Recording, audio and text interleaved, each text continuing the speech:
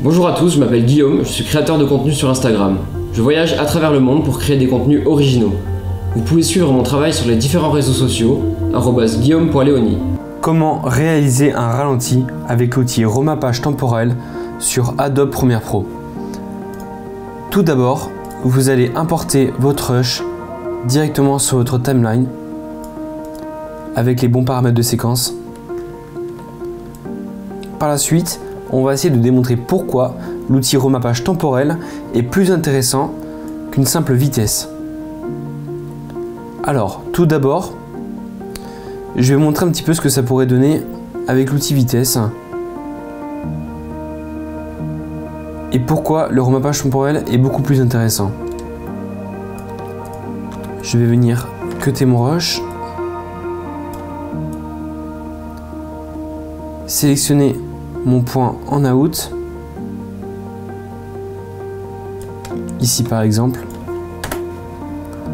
Ensuite, dans l'idée que ma séquence fasse 10 secondes exactement, la première idée serait d'utiliser l'outil vitesse. J'utilise mon raccourci X, je raccourcis ma séquence. Ma vidéo est à 212% de vitesse et nous avons ici un simple accéléré qui n'est pas forcément très beau. Voilà, donc ça rame un petit peu. Donc, ce qu'on va faire, c'est que je vais vous montrer maintenant un petit peu le remappage temporel. Vous allez voir, c'est très simple. Alors, ce qu'on fait, on a le rush d'origine, similaire à celui d'avant. Nous allons utiliser afficher les images clés des éléments, remappage temporel, vitesse. Par la suite, on clique sur la vidéo, nous allons dans l'outil options d'effet et nous retrouvons ici remappage temporel. Alors, on se positionne quelques secondes après le début de l'image. On a ici deux points. Un point in que vous avez juste sur la gauche et un point out sur la droite. L'idée du remappage temporel, c'est de pouvoir en fait effectuer une accélération progressive et non brute, tel qu'on pourrait l'avoir avec l'outil vitesse, sans variation, sans courbe. Alors, on va essayer d'obtenir en fait une vidéo qui s'arrête à 10 secondes et effectivement une accélération après le plongeon à ce niveau là, puis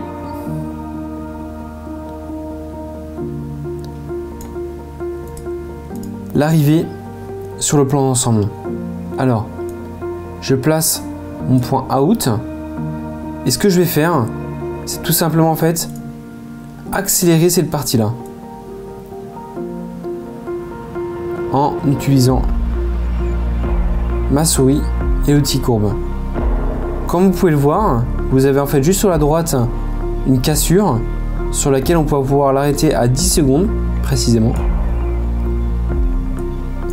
Donc là, j'ai été un peu trop court. On réduit progressivement. On n'hésite pas à zoomer.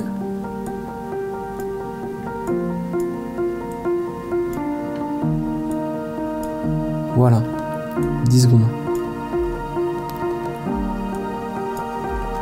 Comme on peut le voir ici, on a vraiment une courbe progressive qui s'installe après le plongeon pour ensuite arriver sur cette partie-là. Donc, on va faire un rendu pour voir un petit peu ce que ça peut donner. Voilà.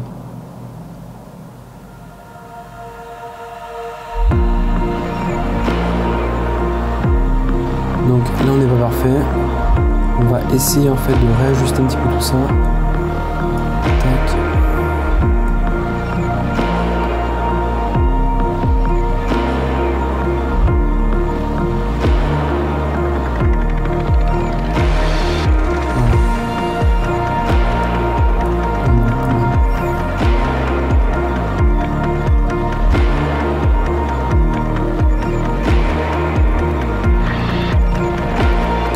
L'idée en fin de compte, c'est vraiment en fait de pouvoir jouer sur les accélérations progressives, comme on peut le voir avec cette courbe ici,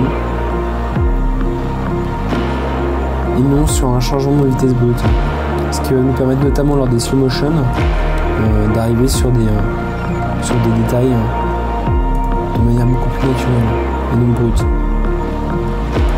Voilà. On peut s'amuser également par exemple ici à rajouter d'autres keyframes. Pour, si on le souhaite,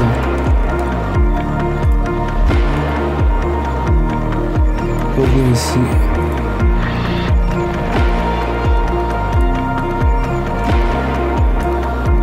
à la vitesse de 100%.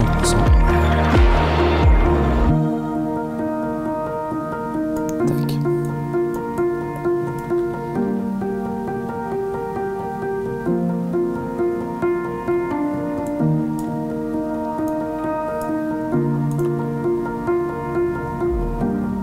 Voilà. Ça nous permet vraiment de jouer en tout cas sur le de manière précise sur l'accélération. On va refaire un rendu.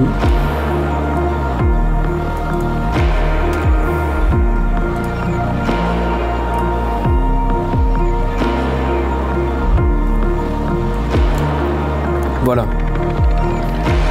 On a ici une augmentation progressive de la vitesse, puis un retour à la normale de manière progressive.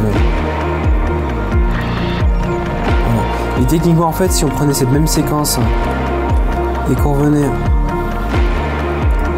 à enlever le remappage et faire quelque chose de similaire, nous aurions en fait une réelle cassure en comparaison de l'image de gauche. Admettons 600. Tac.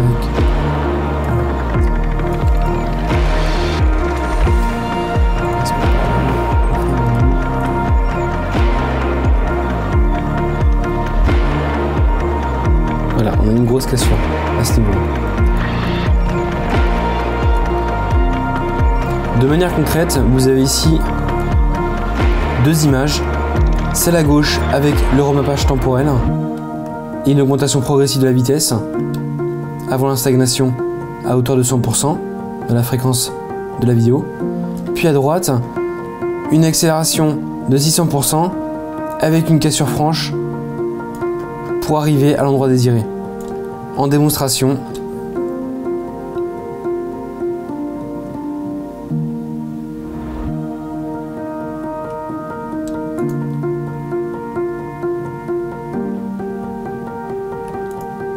on voit donc bien ici dans cet exemple concret que le remappage temporel a tout son sens et tout son intérêt dans la réalisation de vos vidéos, notamment pour effectuer des accélérations progressives ou notamment dégressives sur des ralentis.